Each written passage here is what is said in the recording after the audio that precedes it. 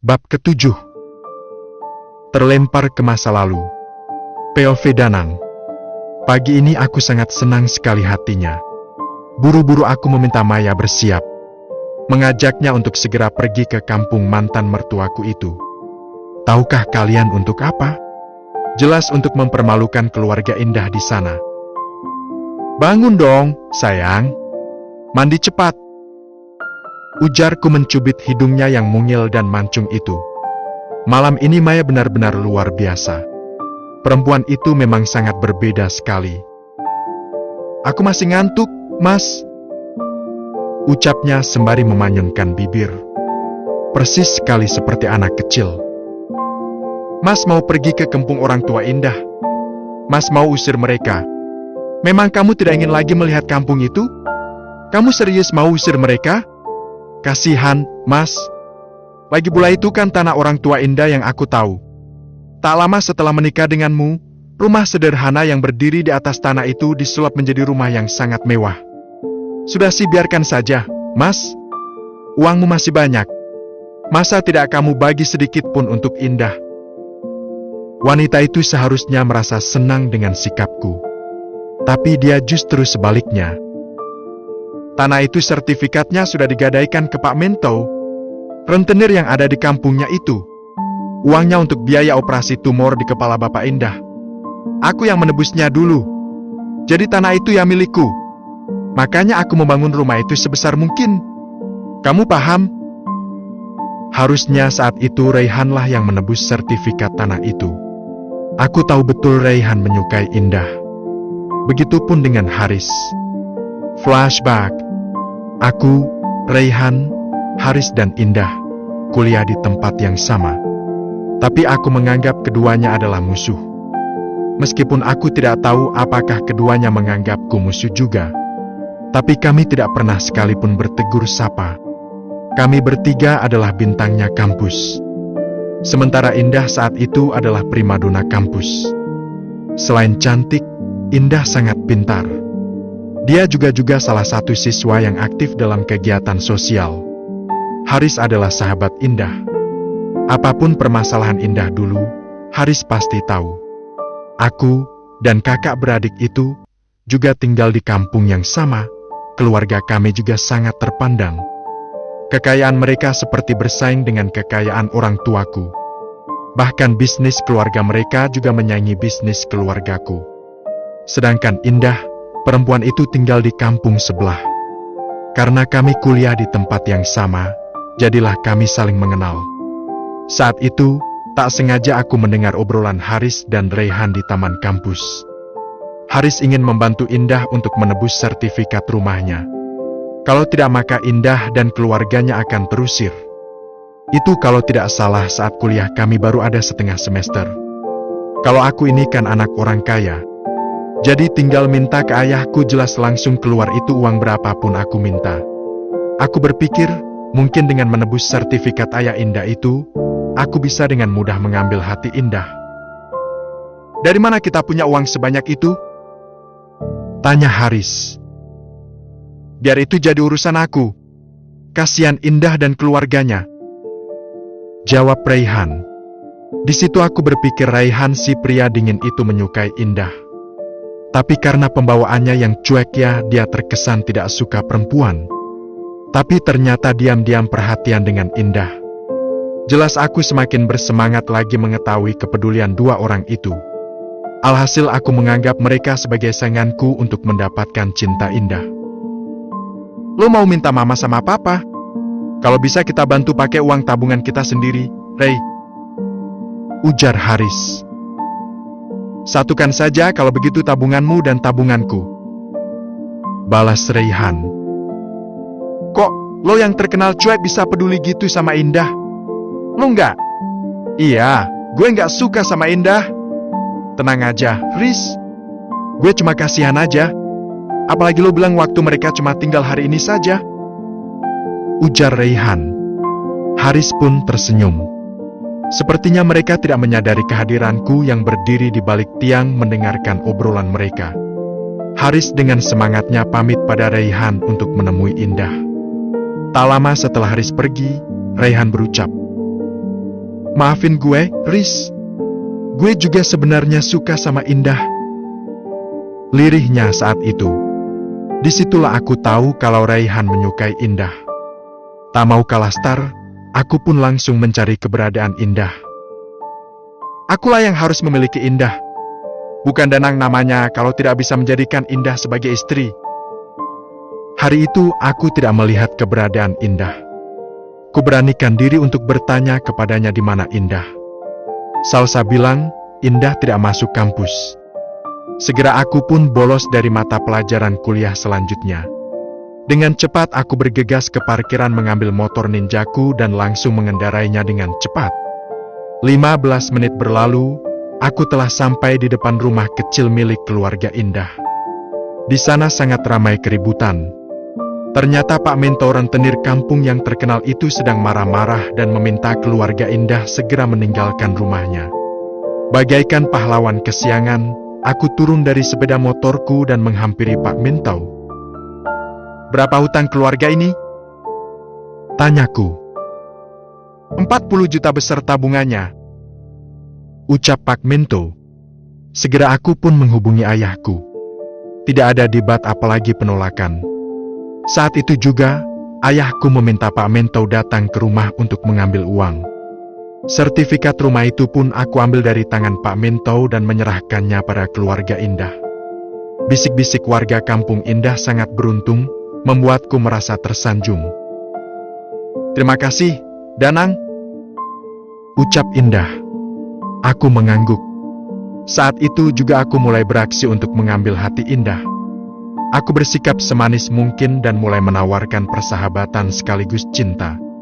Aku hanya tidak mau kalah star dari dua manusia itu. Setelah urusan bersama Pak Mento selesai, kami pun kembali masuk ke rumah Indah yang menurutku sudah sangat reot. "Danang, terima kasih, ya. Nanti aku akan mencari pekerjaan supaya bisa lekas mengganti uang kamu.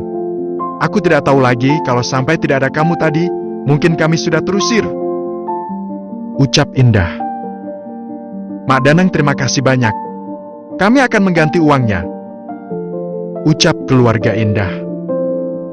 "Tidak apa-apa, Pak, Bu," ucapku kala itu. "Endah, kamu besok kuliah kan?" tanyaku lagi. Indah terdiam. "Kenapa?" tanyaku. "Sepertinya aku tidak akan berangkat kuliah. Sebab aku belum sempat Indah mengucapkan, aku sudah tahu maksudnya. "Kamu tetap kuliah. Kamu harus raih cita-cita kamu," ujarku. "Aku akan meminjamimu uang. Tamatkan pendidikanmu ya," ujarku menggenggam tangannya. Sengaja aku bilang meminjami, kalau membiayai, sudah pasti Indah akan menolak. "Please, aku mohon. Kamu dan aku akan meraih cita-cita bersama, Indah. Kita akan saling mendukung," ujarku. "Terima kasih, Danang, kamu baik banget," ucap Indah. "Aku tidak akan pernah melupakan kebaikan kamu." Lanjutnya, saat aku sedang mengobrol asyik, Haris dan Raihan datang. Mereka terlihat kaget melihat keberadaanku. Indah terus memujiku di depan mereka, membuat kedua orang itu hanya mengulas senyum. Aku tahu mereka kecewa, tapi mereka tidak menunjukkannya. Aku menang. Singkat cerita, seiring berjalannya waktu aku semakin membuat Indah jatuh cinta padaku.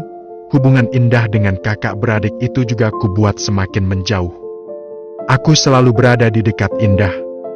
Hubunganku dengan Indah juga berjalan ke jenjang lebih serius. Lulus kuliah aku sengaja mengajak Indah untuk menikah. Setelah itu, aku tidak akan membiarkannya bekerja. Bukankah istri harus nurut pada suami? Seperti rencana, niatku menikahi Indah mendapat restu dari kedua orang tua Indah. Cinta yang kubuat pura-pura ini, membuatku jatuh cinta beneran padanya. Takut kehilangan dan sebagainya. Akhirnya, aku meminta kedua orang tuaku untuk melamar Indah. Lamaran itu berjalan lancar. Seperti rencana, setelah lulus kuliah pun, Indah resmi menjadi milikku. Kusiapkan semua kebutuhannya. Kucukupi keluarganya supaya dia tidak perlu bekerja. Setelah menikah, aku pun harus mengurus perusahaan yang sudah disiapkan ayah untukku. Aku pun mengajak Indah pindah ke kota besar. Bagus juga jadi Indah tidak perlu berhubungan dengan Haris ataupun Raihan. Setelah menjadi istri, aku benar-benar menguasai Indah. Tak kubiarkan dia bekerja meskipun dia ingin. Pergi kemanapun, selalu ada aku yang siap mendampinginya. Selama aku bekerja, Indah hanya diam di rumah. Menjadi Indah sudah persis burung di dalam sangkar. Sedikit pun tak kuberi dia kebebasan melakukan apa yang dia inginkan kecuali atas kehendakku. Semua itu aku lakukan karena aku mencintainya dan tidak mau kehilangannya. Mas, aku sudah siap. Tadi nyepetin aku. Sekarang malah bengong saja. Sentak Maya yang sudah tampil sangat cantik. Cantik sekali.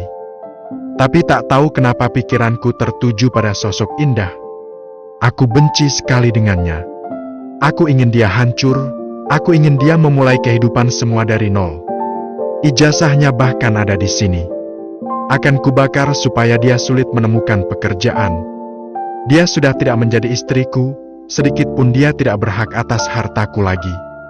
Aku akan mengambil semuanya. Aku yakin, dengan cara seperti ini maka dia akan berpikir ulang untuk bercerai dariku. Aku yakin, dia akan menyesali tindakannya dan memohon untuk kembali menjadi istriku lagi. Sudah kita berangkat sekarang? Iya, Mas. Ucapnya lemas. Wajahnya menunjukkan seperti ingin ikut denganku. Membuatku penasaran dan ingin bertanya padanya. Kamu kenapa? Kok wajahnya ditekuk begitu? Tanyaku. Mas, bagaimana tanggapan orang kampung kalau kita melakukan ini? Ini sama saja mempermalukan diri kita sendiri. Dan aku, mereka bahkan tahu kalau aku dan Indah adalah teman. Dan kami juga tetangga dekat. Bagaimana ini, Mas? Aku malu. Ungkapnya dengan ekspresi wajah yang khawatir. Perstan dengan tanggapan orang lain. Justru Indah yang akan malu. Dia wanita mandul, sudah dikasih hidup enak tapi bertingkah. Apa salahnya mengizinkan suami menikah lagi? Toh kamu juga tidak keberatan menjadi yang kedua. Orang-orang akan menyalahkan Indah. Wanita tak tahu diri. Ya, tapi kamu tidak boleh marah-marah di sana. Kamu harus bisa jaga sikap. Kamu ngomong pelan-pelan sama orang tua Indah.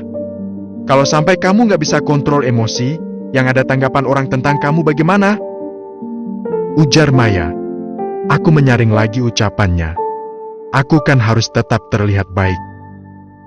Mas tidak akan emosi, Mas janji. Ucapku. Kami pun beranjak bersama menaiki mobil. Sepanjang jalan Maya hanya diam saja. Aneh memang. Apa yang dia pikirkan? Kamu mikirin apa sih? Aku takut kamu perlakukan aku seperti Indah. Cetusnya. Itu tidak mungkin, sayang. Asal kamu nurut sama aku. Jadi istri yang baik. Apalagi kalau kamu bisa kasih aku anak. Apapun akan kuberikan untuk kalian. Apalagi kalau kamu membuatku tidak bosan, aku sudah pasti akan setia. Ucapku membatin. Lagi pula aku lakukan ini sama Indah karena aku sakit hati padanya. Setelah semuanya kuberikan, dia langsung bertingkah hanya karena tidak mau dimadu. Belagu sekali dia. Wanita seperti dia itu seharusnya tahu diri. Aku yakin banget dia akan menyesal dan mengemis untuk kembali menjadi istriku. Siapa juga yang mau punya istri kayak dia? Kalau bukan aku, tidak akan ada laki-laki manapun yang mau sama dia. Kesalku. Mas, kamu kok seperti tidak rela yang melepas Indah? Ucap Maya. Aku sedikit gelagapan dibuatnya. Siapa bilang? Aku sudah rela kok. Kan sudah ada kamu yang lebih dari segalanya. Aku bukan tidak rela. Hanya saja aku sangat membencinya. Aku laki-laki tampan juga berharta. Membuang wanita seperti dia bisa kudapat 10 wanita sempurna. Lihat saja dia akan menyesali tindakan bodohnya. Benar kamu, Mas? Benar. Sangat benar. Ucapku tersenyum manis padanya. Maya pun langsung tersenyum dan bergelayut manja. 3 jam berlalu, kami pun telah sampai di tempat tujuan. Cepat kilat aku parkiran mobil di halaman rumah besar yang tidak memiliki garasi itu. "Mas, kita jual saja nanti rumah ini," ujar Maya. Aku tersenyum. "Jual sayang, dan uangnya kamu pegang," ucapku. "Kamu serius, Mas?" tanya Maya. Aku mengangguk. "Tapi kok rumahnya sepi ya, Mas?" "Memang biasa sepi, karena mereka hanya tinggal berdua." "Indah, apa dia sudah sampai di sini?" tanya Maya lagi. "Mungkin dia sedang mencari ongkos untuk pulang. Mengemis di jalanan mungkin? Bisa jadi jual diri ke preman-preman atau orang jalanan? Bisa jadi kan?" Kamu ini, Mas, jahat banget mulutnya," ujar Maya tertawa. Saat Indah tiba di sini aku yakin dia pasti syak karena orang tuanya sudah terdampar di jalanan. Biar tahu rasa kamu, Indah. Hancur-hancur hidupmu sekarang. "Ayo, Mas, kita turun sekarang," ajak Maya. Kali ini wajahnya terlihat lebih bersemangat.